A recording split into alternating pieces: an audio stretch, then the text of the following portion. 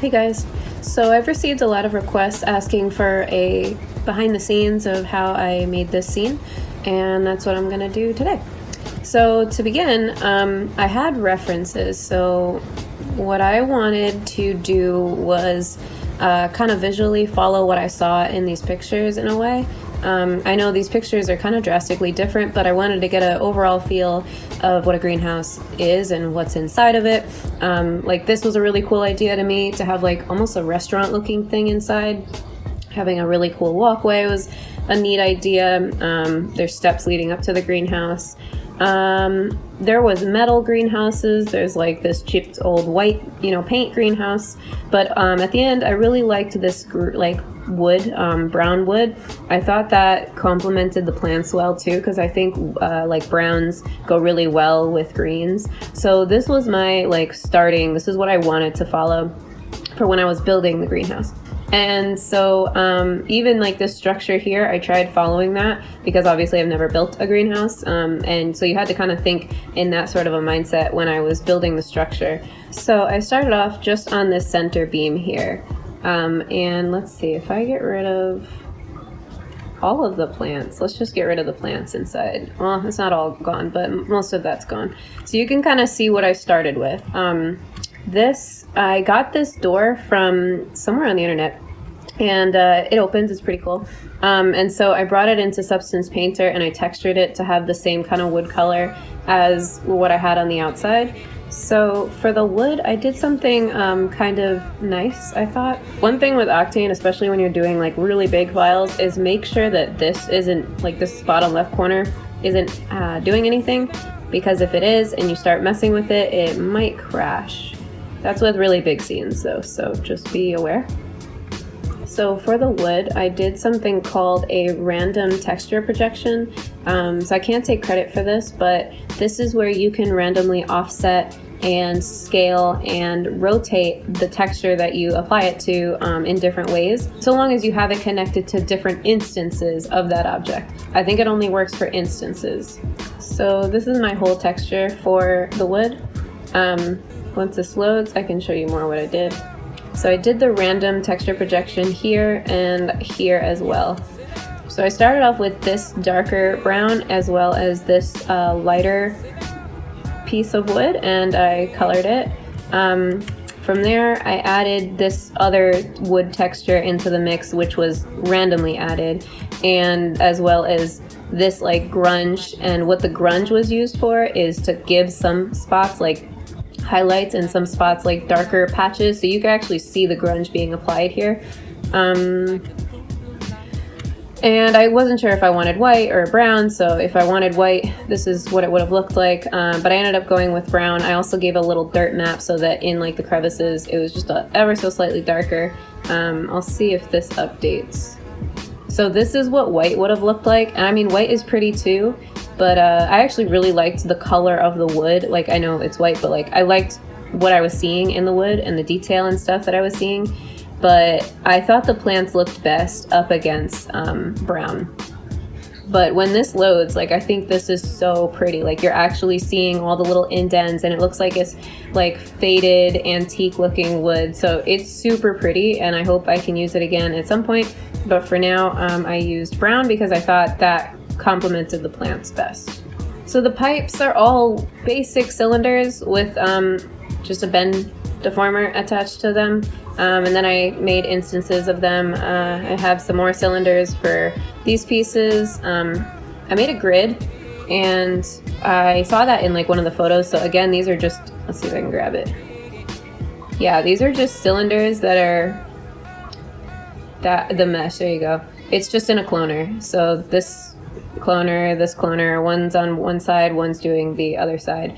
Nothing fancy there at all. I also did a grid for this to kind of have like the ivy sitting on here. What I did do for that was again the cloner, and then I did this FFD cage where I kind of bulged it, and I also used a bulge just so that it's not like so stiff. I didn't want it to be like perfect, so it has a little bit of a bend.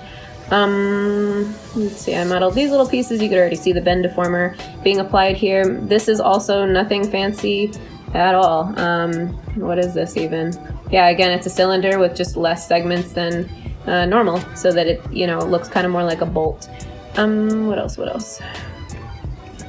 So what is nice about the door is if I want to open it, I can. So I thought that was nice. You just put the rotation axis there. These pieces I got all from Quixel. So this was just something, actually, I don't know if I got that one from Quixel. I might have just found that off like the internet. But the shovel came from Quixel, and I used the shovel here just to like lie on the floor. And I also used it here as like a little mini baby hand shovel. These like tables came from Quixel as well. And then like this is the same table. It's just, I think, smushed legs, but pretty much the same exact thing. Even some of these plant stands came from Quixel. So yeah, I just added like a plant to it. So it's not like, as you can tell, if you look close, it's not super realistic. But for the most part, all the rest of these plants kind of cover that. What other? I saw another. You see this basket here too. That also, I might have came from Quixel. I'm losing track of like what I got where. What else? So the rug. Oopsies. The rug I got like some standard rug offline, but I didn't like the pattern to it. It wasn't gonna fit what I wanted, so I just found a pattern off the internet. Let's see if I can find the rug. What is that called? Rug. Yeah, that makes sense. And I have so many textures. There we go. We got rug right here. So I might have used the original roughness, but I did get a picture of a rug off the internet, brought it into Photoshop, and flattened it and desaturated it. From there, I gave it the color that I wanted, and I also made a normals map out of it so that it had a little bit of a bump based on, you know, the pattern that was there. This bohemian like looking pillow I got off the internet. I don't remember where. I'm really sorry. I've collected like a bunch of assets, and I just have them in a folder. Same for this hanging chair, so I cannot take credit for modeling that. I did not model that. These hanging baskets I actually had from my previous project where I did like a luxury interior like room with plants. So that's where I got these hanging plants from. And maybe we should go outside now. There's also like this chair too. This as well. I didn't get that one in the corner there. It's just hard to maneuver through sometimes. I didn't get this. I got this offline. I just don't remember where. Same with this little stool thing. So, and then there was one thing I did model. I mean, besides modeling the greenhouse and such, in this middle room, I had this from like one of my first ever warehousey projects that I did, where I like modeled this little, I don't even know what you call it. It's like a stand, a rolly stand. So anyways, I did model this. And then again, these benches, they're just little benches. They came from Quixel again, just to prop up the plants onto. Let's go into the back room because I didn't really show you that. I duplicated this chair again to be here, and I just took out like a pillow so it looked a little different. We also have this bench duplicated. I'm pretty sure this crate also came from Quixel, and maybe so did this. I don't remember. But a lot of stuff did come from Quixel. And here's that bench from the front room again, because, you know, you need to kind of start duplicating assets and making them like instances to kind of help with the VRAM, because as of right now, we're not using any out of core, but I am on a 3090 GPU and we have 15 gigabytes of VRAM being used. So there is still some like leftover. There's like 2 gigs left over after, you know, Windows and all my other files are being used or open. But yeah, I had to do a lot to compress what I had, but I didn't want to compress it so much, because I still wanted like the plant textures to be pretty high realistic. But anyways, okay, so then this is just a landscape here. And this is, I don't even know what this was. This was also probably a cylinder that I just cut where I needed it cut. But yeah, this is a landscape. And then you see these lines. These are like Octane scatter. So let's see if I can find the back of the greenhouse. That's this whole section. So if you look here, you can see Octane scatter for the fan plants. So if I show you, these are the fan plants. I just have them pushed away at the side so that this whole side was actually some like experimentation of like, do I want to use these plants? Will I ever use these plants? I think they're being, they're not showing you to you right here because they're being used in the Octane scatter, but you can see them in this view.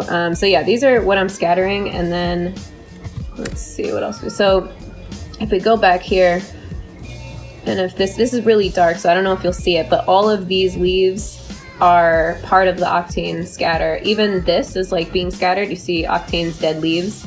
That's these leaves that are here. They're also being scattered. I always give them a little random node so that they rotate differently, and some of them are scaled differently. But for the most part, it's just a basic Octane scatter. The way you do it is you plug in all of the things, all the objects that you want scattered, you stick it under the Octane scatter, you change the distribution to surface, and you plug in like from here where you want it to scatter onto, and in my case it's landscape. And if you have a vertex map, which I did, let's see if I have to go into another. Okay, let's try this. Oh, great. Okay, so in order for me to show you the vertex map, I had to change out of hidden lines. But anyways, I painted a vertex map on the landscape, and I must have used it some for just to give it some randomization. Some of that was used for the fan plants. You can see the vertex map here, and some of them was used for the dead leaves. So if we go to the dead leaves, that's the plants in the middle, and then I just had dead leaves scattered throughout. So the red is gonna be, I believe, what is not being used, and the yellow is what is being used. Let me confirm that. Yeah, yellow is what will show up, and then the red is where it will taper off. So I guess if I'm going to show you a vertex map, let me show you outside, because I haven't done that yet. And then we should also go over how I did the plants in general. All right, so this is my entire scene. Like, this is it. There's a whole bunch of forest plants, but for the most part, I just made it dense enough that you weren't going to see it. Like, you know, you're not going to see the end of it somewhere. But yeah, so for the outside, I have a whole bunch of vertex maps here that I used for my different Octane scatters that I had. So this was supposed to be the rock path. So I wanted these little pebbles that you see here, I wanted them scattered in different places. So that's where I just painted some randomness along with, like, I knew the path was here, so I randomly had them scattered. I didn't want them too much in the middle of the path. This is the entire forest, so obviously you don't want trees on top of the greenhouse, so I had to paint that red so that there will be no trees. And then it just shows this like clearing, and so that's where I painted that for the main trees. This is my vertex map, probably just for like shrubs and stuff, maybe too big, I don't know, but I just needed it to go and blend into the forest, and once it got into the forest, I didn't need to go past that. I did paint around the major rocks here so that we didn't have like plants actually going through the rocks, because that obviously gives away that it's a render and not real.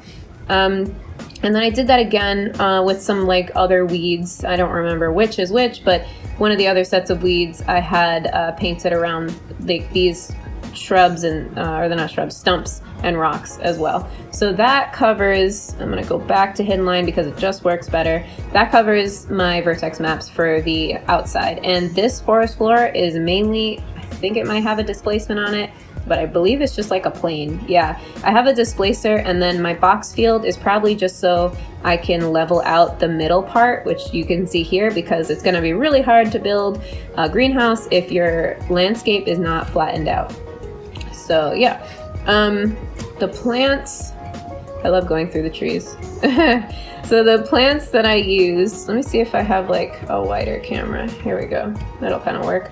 I got these stumps, and all of these little weeds came from Quixel. So you just go into Quixel Megascans and download the Quixel bridge, and you can download these assets, and they're really cool, a lot of fun. There's a lot of really great assets. Even these rocks came from Quixel, but for some reason we're frozen. There we go. Yeah, even the rocks came from Quixel. This like fallen down tree, if it looks like it's been, you know, subdivided and triangulated, that probably means it's a Quixel asset. Yeah, so I placed these in parts of the scene to kind of give it the impression that like this was obviously cleared out for a purpose. Somebody was here and there was trees, but they chopped them down. So probably to make this greenhouse. let's see. So these are all of my Octane scatters. If you're interested, there's a high count. And I messed with the seed, which is the randomization, on probably all of these to kind of get something that I like. This was just standard. And you can see the vertex map being applied here. Let's see what we got. Oh, this one I actually gave a little bit of a noise to it. I don't know if I noticed it, but instead of it just being applied everywhere in the yellow spots of the vertex map, it's actually being applied to I think the white parts of the noise on top of the yellow parts of the vertex map. So it's kind of like multiplied together. I don't know if that makes sense, but yeah, it just gives more randomization to it if you want that. Looks like I did that as well here. And I messed with the seed just a little. And tall forest, I didn't do that. I guess I was pretty happy with what we already had. These pine trees, it was some like 3ds Max asset that I got offline, but man, do I love these. I'm gonna see if I can show them to you. Obviously up super close, you can see all the problems, but we're not looking at all that. Let's see. So this is another plant as well, and I don't know where I'm so sorry guys, I don't remember where I got these plants, because I just scatter through the internet and find things. So they look a little warped right now. I'm not sure if that's intentional or if that's just my camera angle, but if you can see in the background, the pine trees are my favorite. They look they're like, man, I gotta find a better angle for you guys. It's slowly going. Oh, we just had it. Okay, so this is like the close-up, and obviously close-up, you're gonna see problems with it. But from far away, like these look really good if this will, render quick enough to show you. Like, I feel like this looks really nice. So pine trees, if you want to Google that, maybe you'll find it. But yeah, they come with a whole bunch of textures. And even still in all these textures, like in every single plant texture that I ever got, I had to do my own tweakings to it because they were just not ready for Octane. So it looks like they gave us a generic diffuse or albedo pass and a generic opacity. So obviously you need the opacity because it looks like it's probably just like a plane, and then you use the opacity to cut it out. And then I gave it a color correction, which is different hues. There's like a whole bunch of needles. So I gave each one of these needles different color correction, reduced the specular so that they weren't so like shiny. There was no metalness. I used a universal material. And roughness, I should have reduced the saturation, and so that it was black and white, and then I just changed the gamma. And for transmission, I usually make these lighter than the actual image so that there should be some like lightness that comes through, and I think you can see that. So if this was just a basic diffuse pass, there wouldn't be light coming through or a diffuse material, but because I'm adding transmission, there's some lightness that comes through. So that's all of these needles have that. Some of them, I must have done some more stuff to it. Yeah, like I randomized whether it was gonna be this, hue or this hue, just to give it some more naturalness, if that is the word. So anyways, that is pretty much covers outside. I will show you what I also did with some of these plants. So I went outside and I photographed what I could find. Along my road, we have a lot of different variety of plants, and so here's my little toe holding this plant still. So I just picked some of the leaves, sacrificed them for the greater good of the photo, and and I photographed them. Once I had them photographed, I had to photograph the front and the back in case I wanted to use the back. I would crop them really close, and I made a normals out of it, which I can show you how to do in Photoshop. And then I also gave it a silhouette, which is pretty easy because it's on a white background, so I didn't have to like hand silhouette it much, but I'll show you how to do that. And then I ended up using that in I didn't do this for every plant, but I did end up using that in this particular plant because I was super disappointed in the quality of the texture that this was. Like whatever texture they gave us, it just sucked. So, well, not us, but me. Whatever texture I found for this plant was just really bad. So here's my own texture right there. And I brought it in. I am using the opacity and I'm using the normals. Those are the only 3 images that I'm using. The rest of this is just being controlled by mostly color correction. And you can see them right there. So I don't know if it's like perfect, sorry. It's not perfect, but when they load, they're a lot better than they were. So up close, I think they still need some texture tweaking work. But from afar, they look pretty nice. With the transmission, like, with the light passing through, it looks pretty nice. And then you also have like the stem, and I had to add a stem to this so that it would connect to the rest of the plant. So yeah, I did that for some of these plants, not all of them, but some, where I photographed my own plants. I should have added that to these leaves because I don't like the way these leaves look. Like they kind of just, they look bad. I don't know if that covers everything inside or what. If you want to see what it looks like without plants, this is mostly the scene. Without plants, it runs a lot faster. So this is my empty greenhouse, and this is what I started with. So I built the center part of this greenhouse, and then from there I made this. I'm pretty sure this is this is an instance of that center part, and then same with this piece in the back, and then this piece. So like these are instances. Then I have glass that I used. Where's my glass? My glass, if I turn that off, you'll see there is no glass. So that's just a really basic, I probably just have, I just have like a roughness to give it some nasty grunge and whatnot, which is going to build up over time. What else? Made some little steps. Yeah, but for the most part, I mean, this was what I started with, and pretty simple, self-explanatory, and some crates and some assets here. And then I just went crazy and added a whole bunch more plants, and a whole bunch more things inside the scene to fill it up because, you know, it's empty. So I think that's the fun part, is filling it up, you know, thinking like where should everything go. But it was tricky because how do you fit all of these plants in here and not like have them overlap and, you know, connect with each other. So some pieces I'm hoping, like you can see here, it's actually going through the plant. I think that's a little bit inevitable. Like we can't just push the plant leaves out of the way. You have to take the points and the polygons and actually move them. But as long as you don't see it in render, it's mostly okay. So that is my scene. So let me see if there's another example of leaves that I can show you. Let's see this guy. Just to show you again what I do to make leaves, you should never just stick the diffuse straight into the albedo or the diffuse channel and call it a day, because that is not how you're going to make good looking leaves. The best thing to do, I always color correct it. Either I reduce the saturation, sometimes it needs more saturation. I will change the hue around, and like I will try to put a roughness, or if I don't have a roughness, then I'll use a color correction and reduce the saturation and use it from this. And if there is a normals node, awesome, I'll use that. If there's not, it looks like I used a bump in place of or from the roughness. And always use transmission. So transmission should just be ever so slightly lightened from the original photograph, and then you hold it up to the light and you see if you're actually like blown out, or if you're not having any light come through. Like you just mess with the gamma, maybe the saturation and the hue, if you see the colors need adjusting, and you just mess with that until you're happy. So it's not rocket science, it's pretty easy, but you do have to do that to every single leaf, and that can be cumbersome. I never went over my lighting, so let's do that.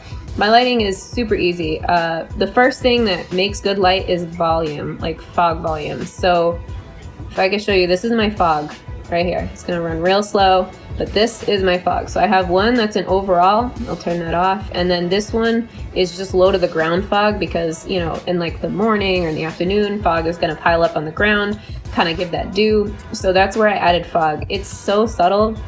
And it's meant to be so subtle, but if you let this run, you'll see it piling up on the sides, and you'll see it also here. So I have a noise, and the volume size, I usually make this a little larger so that it just runs faster. This is for the editor.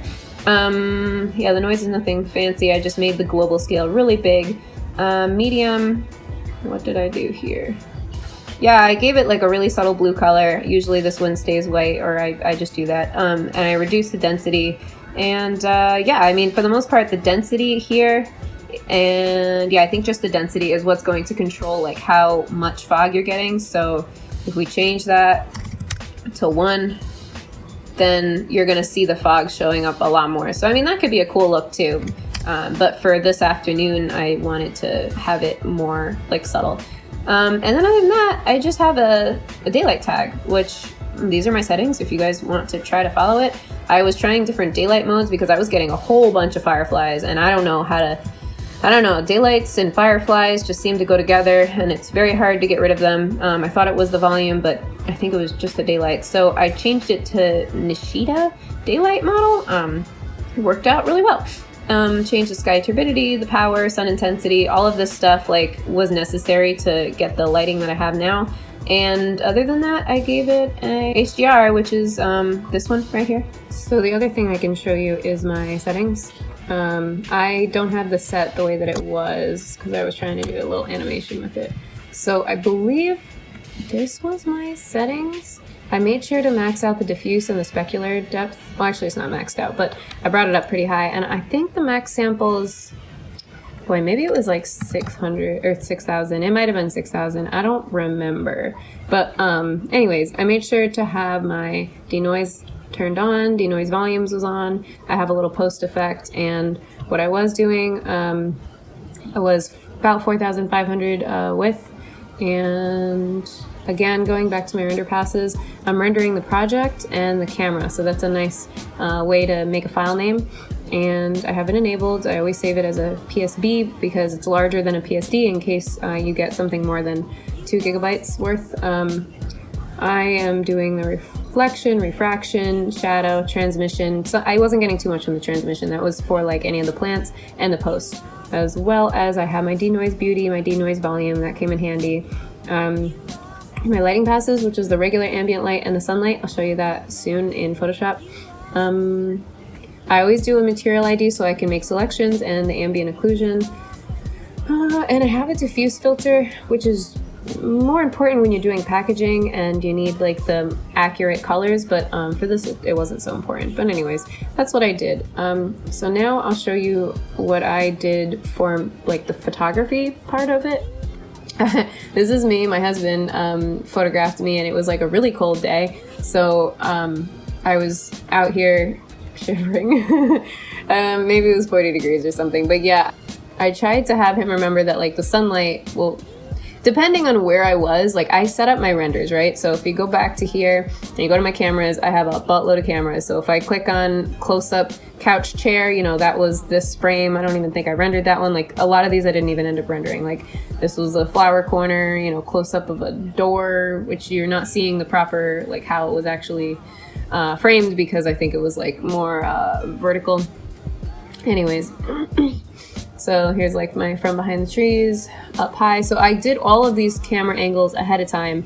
And then I said, okay, like, where do I want to be put in the scene? So for this one, I was sitting, right? So I had to make sure that the light, wrong one, that the light was going to reflect that. So if I was sitting here and the sunlight is coming from like up here, so it's a little bit above my head and maybe to the right. So that's exactly where the sun was here, and you can see the shadows reflect that. So I also wanted to make sure the shadows are about the same, so you can see the shadow is coming down in front, and same with this, shadow is coming down in front. I had to do the same thing where I just photographed myself and a bunch of sketches that I did of a table that I made, and I just, I just did whatever until we got a picture that I liked. I don't even remember which picture I used. Finally, we render it and I bring it to, oh yeah, so these are the shots that I actually ended up using. And I did some color grading in Lightroom so that they weren't so like, you know, whatever, they were a little more desaturated and a little more fitting to the environment that I was gonna put myself in. So, okay, so let's go to this scene. So the original of what I'm getting out of the like render is this. So I mean, you know, it's okay. It's blown out here. It's kind of like dark here.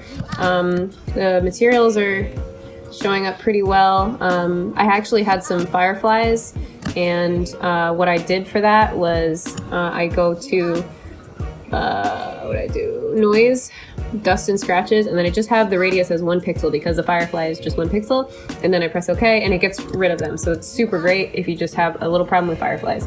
So going back to here, so we have the denoise. Oh, so this is everything that I've done on top. So if I was to turn all of that off, let me put these as gray so I can remember what I don't want on. Okay. So we got the denoise beauty, right? It's cool. It's a good starting place. And then reflection I added in screen mode to try to see how are we going to punch this up a little better. It actually needed to be reduced here, but for the most part, that's bringing a lot more light into this area that needed it. Refraction I also used, and just to show you what that pass looks like, really pretty, right? It's beautiful, and this is the reflection, so they're different. But anyways, using them in combination, it really brings like some of these plants back to life. And then obviously I thought it was a little strong in these areas, so I just masked it out. To make a mask, you just click this button right here and click B for brush, and then make sure you're on black because anything black will be removed, and then I just kind of paint away. So anything that I'm like, oh, this is too much, you know, I'll just paint this out. And you can see your mask here. So then I have shadow pass, which I thought the shadow was too strong. So I have a curve that I clipped it to, so you can see that I just want the shadows to be like in one area. I can make the shadows darker in the highlights, but instead I just wanted it to really show in the dark areas. So it's so subtle, but it gives a little more like dimension, especially in these areas too. Ambient light, this is just HDRI. So now I'm getting that floor that was blown out, and that's really important because I need that. And I am just getting overall just a nice moody look, but it's too dark. So I painted that in a little bit. So without it, it looks like this, and with it, it looks like this. So I tried bringing it back. It's a little muddy though on the floor. Like if I keep painting, it kind of gets muddy because, you know, the scene is so brightly lit, and then when you compare it to what the ambient light is, it looks a little dark. Adding sunlight back in. So the sunlight was super strong. I mean, it's just pure sunlight. So showing you the difference of sun versus HDRI, and then merging that together gives you kind of this denoise beauty. But anyways, so yeah, I just added the sun in these bits over here so that it wasn't like super harsh everywhere else. I added the ambient occlusion, and I did the same thing with the curves where I kind of clipped it so that it was just showing the dark spots. And I think that helps in these areas. Here, nothing is, there's no exact way to do this. Like you could do whatever you want. And then post-processing, I love adding that because it gives that little like foggy, hazy bloom, and I think that's necessary because I think our eyes naturally see a little bit of that. We don't see things so crisp and clear. We see a little haze, you know? The one thing I did notice is my pillow had, like, my texture was way too large. It was supposed to be like this, so I missed that. So I just took, like, parts of, I don't know how to show you that, but I took parts of this texture and I brought it here, and I kind of just painted it in just to try to hide, you know, what was going on there. My little mistake. I added a gradient map, which gives it nice contrast. So it's just a black and white, put it in soft light, and it gives that contrast. By the way, look at where all of these are in terms of what mode they're in, because that's important. If you don't put that in the right mode, then you're not gonna have an image that looks right. I added a little bit of fogginess. That's because I ended up going in the scene, but I will get to that. So let's put me in the scene, right? Let's see what we got. So first, this is me, but I put this in multiply mode because I needed that shadow, right? So this is me painting the shadow away, and I had some dust and scratches, I guess, done so that I could try to hide, like, if you, let's see, if you see these, all of this is rocks and pebbles. Obviously, I can't have rocks and pebbles on a rug as a shadow, so I did dust and scratches, which is with a radius of 6. It just blurs it away, but it still keeps the shadow. So it's not like perfect, but you don't really notice it because I'm doing other things to it. Like I'm masking out, here's my mask, I'm just masking out the shadow. From there, I actually painted my own shadow as well, and I gave that a little bit of a like blur at the edge. Let's see. Okay, it doesn't show the blur there, but I did give it a little bit of a blur at the edge. Then I added myself, and it was more like this, but I added a shadow highlights to try to flatten myself out, because I think it's always important to kind of flatten the thing that you're adding first to try to then from there, it's kind of like a clean slate, and then you're adding the shadows and whatnot that you want in places that you want it. So this is decontrasting it even more, and then I added more contrast to it. So I don't know if that, yeah, because that's what it was, and then all of those moves bring it here, which is softer, and that's kind of like what this environment is. So I decontrast it even more, and this is where I just paint some normals in, like not normals, I paint like on a normal layer, and I'm just kind of hiding like the sharp contrasty areas. I do a soft light to try to say that, hey, I want here, what a soft light is I just make a blank layer, and anything white is going to show up as white, anything black is going to show up as dark. So it's kind of like dodging and burning. And what that does is I was able to say, okay, I want the foot to be a little darker, you know, but I want like this back area to be a little brighter because that's where the sun is directly hitting it. And if I don't want any of that, I can use my eraser brush, which is E, and I just kind of paint that away. I added some more fog because I thought it was too harsh here, like where the shadow met. Some color balance. Okay, so that doesn't look so great, right? But there's other things that I did around the image, like this fogginess, which this was super black, pointy, and dark and whatnot compared to me.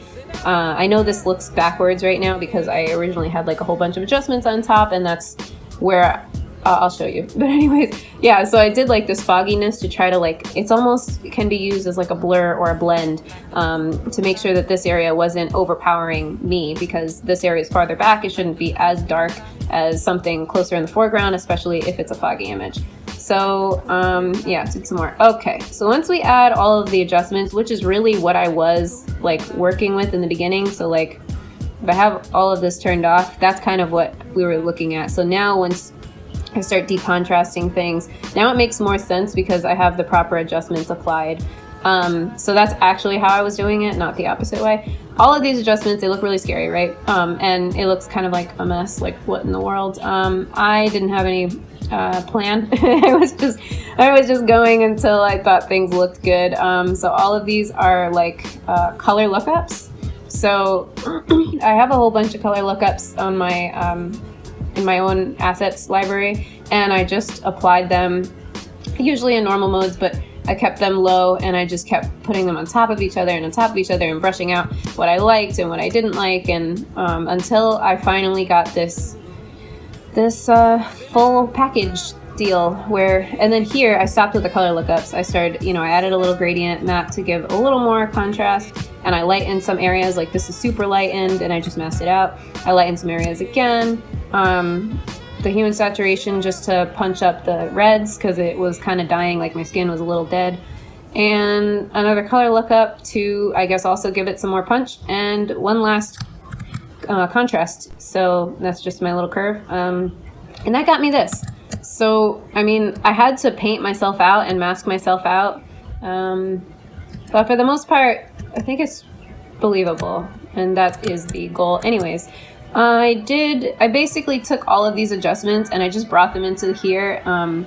Like if you look here, here's all of my color lookups and stuff. So I just added them on top until I got what I liked. And again, that pillow was the problem, so I had to replace the pillow. You can see that here. That was just my bad. Other than that, going through the multipass again, this is what I got straight out of the render. And when you apply, the reflection, the refraction, there was really nothing in transmission. It's just a little pieces here and there. So I did use it, but it wasn't really necessary. The ambient light to try to bring some of that rug back, the sunlight to make it brighter again, and the post-processing. Once you add all that, you got this. And then you start going in and changing, making the adjustments. And so the adjustments help to bring this to life, because otherwise it's flat. It's not as contrasty, it's not as punchy color-wise, like, the wood is just so flat, and then once you add these like nice contrasty reds and stuff, then the wood comes to life. And even the plants, like they were cool, but they just needed some punch, Like even this plant up here, you start adding the reds and now it's like, wow, look at that pretty plant. I think I did the same thing here again. So I started off this time with the sunlight and not with the denoise beauty. It looks like I put that on top. So just basic sunlight, I'm getting this. By the way, you can see like the fireflies I'm getting. So let's see if that dust and scratches works. It kind of helps, but do know that it's gonna blur things like in this area. Like if I do it again, it kind of blurs everything a little bit because these are such fine details. So I didn't really want to do that. So that's probably why I didn't add another dust and scratches. The ambient light. So that's adding that. Yeah, and you can see that just brightens up this whole forest area that you weren't seeing before. Adding reflection brightens everything up, makes the trees really, really glossy in a way, so don't overdo it. And then I brought back my Denoise Beauty. So the Denoise Beauty gave me the HDRI that I had in the background, and I really love that scene. Like we have in my area, we have mountains, and so I wanted to keep that. I don't know if I used refraction. I don't think I did. And then I don't think I used transmission. I used shadow and ambient occlusion, again, very subtly, because if I was to apply it totally, it gives it this look. If I was to apply shadows totally, it gives it this look. But what is nice about the shadows is we're getting the shadows on the glass, and I think that was kind of cool, but I guess I did it a little bit. You see it a little bit. Then we have, this is the Denoise Volume. Like, whoa, that's so pretty, but way overdone, so I reduced it a lot by clamping a curve to it, and yeah, you can see what that does. Denoise, what does this do? This is the diffuse, so this is just straight up color right here. So this is what I was saying, it's more important for packaging. You can use it if you need it, like if your colors get a little wonky from, say, the volume, but I didn't really need to use it too much. I added some greens back in this area where it was kind of dying. And then post-processing, so that's my multi-pass. From there, I add a little gradient map, and then I'm adding like a whole bunch more adjustments, going back to all these adjustments, and now voila, it's like really come to life. Again, I'm just adding a whole bunch of color lookups just on top of each other in 60%, 10%, 6%, 61%, like all these little different opacities until I kind of get what I like. That's just like, I'd call that a cheat way of doing it, like a quick and easy, like, oh, let's slap on, it's kind of like Instagram, like let's slap on a filter and see what looks nice. But you know what, at the end of the day, you got to do what works, and this worked for me, so I'm happy with it. Yeah, so this is my render at what size? 4,000 pixels wide. Probably took maybe 3 hours to render at the sample count that I did. So how you can make your own leaf textures. Maybe let's do that one. Okay, let's get started. So we're just gonna make this a square because that's all we need. Although I do want to possibly keep that stem, so when I crop it, I don't want to delete crop pixels. So I'm just gonna crop it. Now, I'm going to use my magic wand, which is this tool here. If you don't have that selected, just click this down and click magic wand. And we actually want to increase the tolerance maybe to 50. And once we click, we are already getting a bunch of that masked. And if I was to click mask and inverse it by doing Control I, then we're already getting this. If we want to see how our mask is, I'm just going to make a solid color, and you can see that our mask has some issues, but that's okay. We're going to fix that. So for now, we're going to just, I'm using the lasso tool, and we're just going to grab a selection of that and hold shift down and grab a quick selection. Does not have to be perfect. I'm not doing this perfect. If you want to undo something like here, you would hold Alt and then you'd click. So yeah, and then from there I'm going to click X to make sure that the black is on the back, and I'm going to do Control Backspace. That gets rid of it. We have some of these areas that got masked out and we don't want them masked out, so I'm going to click X again to inverse over here the colors so that it's white now, and then I'm clicking Control Backspace again, and that is going to add them back in. So yeah, there's just little spots I am going to get rid of. Okay, so now we're going to hold Control and click on the mask, go to Select, Modify, Contract, maybe contract it 2 pixels or something. Then we're going to inverse the selection by doing Shift Control I, that inverses it, and then make sure you're on black, and then Control Backspace, that will delete everything. So now we have a little bit of a, we don't have so much white in the edges, and if you still like see some of these things, then use your brush, right click it, and put the hardness up for now. Oops, I didn't mean to do that. Make sure the brush is on black, and then you can just paint in, you know, the spots that don't need to be there. Okay, so now we're gonna still make this mask a little nicer because it's still a little rough around the edges, literally. So if I select the mask again by doing Control click, I could do Select, Modify, and Smooth, and let's say we smooth it like 20 pixels or something. I'm gonna delete Layer Mask by right clicking it. Sorry, there's construction going on outside. And then remake the mask. And then I'm also going to double click the mask and do feather 0.5, maybe feather 1, so that the edges are ever so slightly blurred. So you can still go in and like fix up some of these spots that are white, but I'm gonna say that's good. So we'll put this back on a white background just so we have everything similar. And I also want to rotate this. So I'm doing Control T and moving that little anchor point. If you don't have the anchor point, select here and you'll get it. And I'm just gonna make this just standing about upright. Yeah, I think that's good. We could still probably like crop in a little bit. Make sure you're using a square and that we're not deleting crop pixels. Okay, cool. So now I'm going to do Shift Control N to make a new layer and Shift Control Alt E to merge all. And what that does is just make sure that instead of this being on a transparent, right now this is on a flat background with white. So if we go to Filter, 3D, Generate Normal Map, then we can get this dialog box that will pop up. I'm just going to convert it to the colors working space. And now we can see our normals. I always get confused which way is in, which way is out. If you want to see it presented on a flat object, just do, I think just texture map. Yeah, and now, well, you're already seeing it here, but now you can see it here. So typically, I don't have the blur high, I'm just showing you what that does, but I typically have the blur pretty low, and the detail scale, maybe I'll keep that around 80. So I might have to inverse that. Actually, I feel like I do need to inverse that, so let me do that one more time. So I'll inverse the height. Yeah, let's go with that. Okay, and then the last thing you need to do, so that's your normal. This is your albedo, or your diffuse. Now select the mask one more time, and we just need to make a solid color white, and then we'll make this a solid color black. Turn that on. Okay, so now this is your opacity. So we're gonna save this.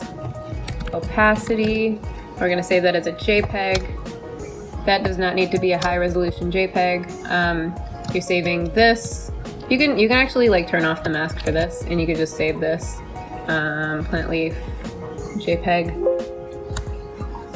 And then actually that one, sorry, I did want higher resolution, maximum 12, and then save your normal.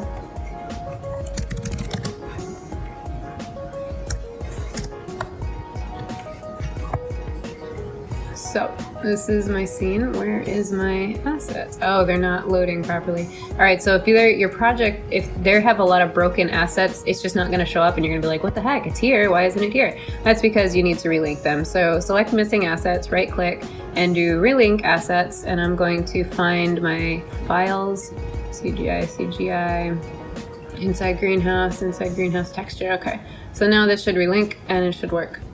But we are going to make a new plant texture anyways, so, but at least now we know where the plant is. So the good thing about this texture is all of these leaves, well, I made them myself, but all of these leaves are just one leaf, right? So if you run across something that, let's say the hanging basket, for example, these have, the way that they're UV mapped is that they can have multiple leaves on here, and you can do that, you just have to replace it with your own multiple leaves and with your own, all of the passes. You need to do the normals pass and the opacity and all that jazz.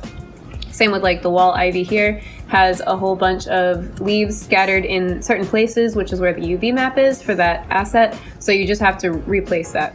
But in this case with these set of leaves, it's simply just one leaf, and you can see it here, and then they get cut out from Octane's texture here. So if we're gonna make our own texture, I'm gonna go to materials, create, and I want to create a universal material. So going back to my, not my project aspect, my node editor. So, okay, now we need to bring in an image texture and put that to our albedo. We're gonna find our asset, which is where? Asset, CGI, textures, photograph personally, and then here it is. So I'm gonna bring in my JPEG. No, I don't wanna add it. And for now, I'm going to replace, I guess, all of them, just so we can, or maybe half of them. I'll replace half of them with, that's why it's good to photograph multiple leaves, because then you're going to have like more variety. So you can see here, the leaf that I just replaced, it's not facing the right way. It's all glossy. It's like a mess, right? That's okay. We're gonna fix that. So what I would do is bring in a color correction, because we need to add a roughness. because it's way too glossy. And the other reason why it's way too glossy is it's partly metallic, because universal material, I think, is like automatically metallic, and we have no metalness. So I put a float in there to reduce the metallic to 0. So now that looks better. Also, specular, you could probably have this at like 50% because it's not a super specular material. All right, now we're gonna reduce the saturation, and already we are getting a much more matte looking leaf, which is better. You can play with the gamma to see where you want the, how rough, like if you see this spot, I think that's a roughness, that's like your reflection. So if we reduce it, now you're seeing it's a lot softer. It's still strong. So if you think it's too strong, then we just reduce the specularity of it, and now it's much softer. So yeah, that is nice. Okay, now we also need to bring in the other materials like the opacity so that we can actually cut it out. And that is what we're gonna do now. So that's our opacity, and then we need to also lastly bring in our normals. If you want to have a normals, if it's gonna be farther away, then you probably don't need a normals. Okay, so now you can see the normal just gives it a little bit of a bump, which is nice. And if you think it's too strong, just reduce the power. Let's say we have it to something like 0.6. Awesome. Now the problem is this is not facing the right way, right? Like this is totally not what we wanted. So projection and transform is usually what I will connect this to. Now, projection seems fine. Like normally, it doesn't line up so nicely, and you'd have to like make sure the texture projection is set to whatever, probably UV mapping, because most of these assets will be UV mapped in some way.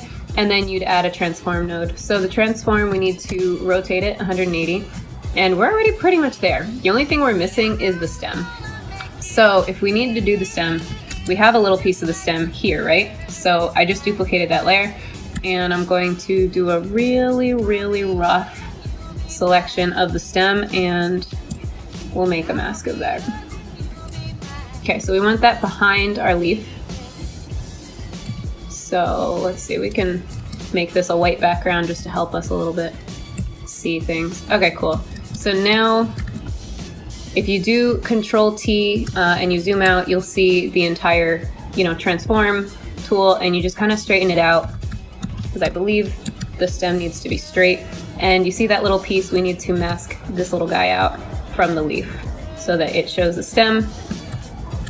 Okay, cool. Now let's just paint out the sides of the stem, because we're gonna need to make an opacity mask again.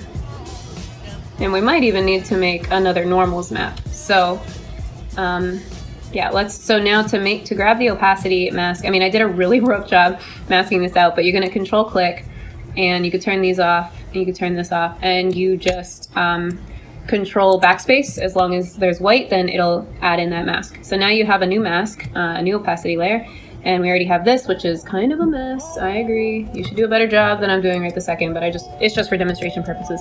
Make a new layer, do Shift, Control, Alt, E, and that's going to merge all, and then we can generate the same normal map that we had before. Awesome. So now let's delete what we don't need. Normal, that's not how you spell normal. Save it. Okay, there's normal. Here is we'll use that. And then lastly, we need our new opacity mask.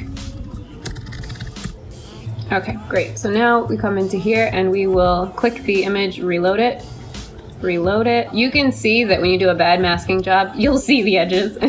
But now we have a stem, and if you needed it to connect to here, you would have to go into Photoshop and just kind of shade it down until you got something that you liked. But in the meantime, we didn't do the transmission yet. So that's the only thing missing, and you can kind of tell because we're looking through the light and there's just nothing happening. So we're going to connect this to here and connect this to here. Now we're starting to get a lot of light come through. So if that's too much, then you could reduce the brightness. That's one way of doing it. And now, do it until you think this looks about like normal. Or if you wanted to, you could change the gamma. So changing the gamma, there could be some pretty drastic changes. So just be, do it until it looks right. Just go slow.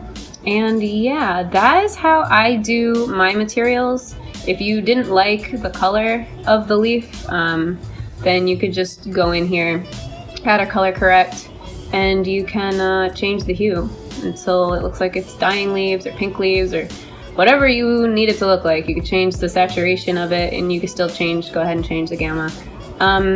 Yeah, like if you needed a dark ivy, then there you go. If you need a dead ivy, you know, then kind of there you go. So yeah, you can do a lot with textures, and I think for plants, textures is what makes or break the plant for the most part. If you're getting a whole bunch of fireflies, by the way, one thing I do is I put the GI clamp to like 0.9, and now a lot of the fireflies are gone. So yeah, hopefully that helps you guys. If I missed anything at all, please let me know. I'll be happy to go over some more things. Yeah, but in the meantime, thanks for watching and have an awesome weekend.